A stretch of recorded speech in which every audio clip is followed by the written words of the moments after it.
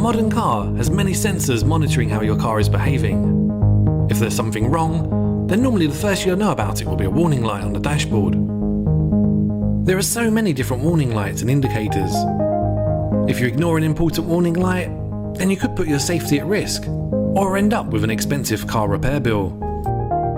You can find certain dashboard lights in all cars, and some are more specific for the make and model.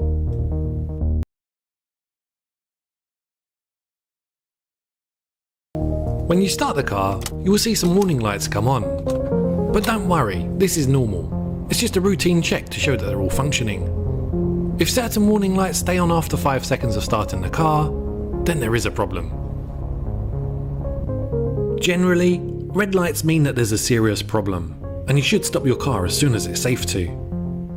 If it's critical, then it might also flash. Once you've stopped in a safe place, it's time to check your car's manual to find out if it's safe to carry on driving. Amber or yellow lights generally mean that something requires attention when possible, or needs servicing. Green and blue lights confirm activation, such as your main beam headlights are on.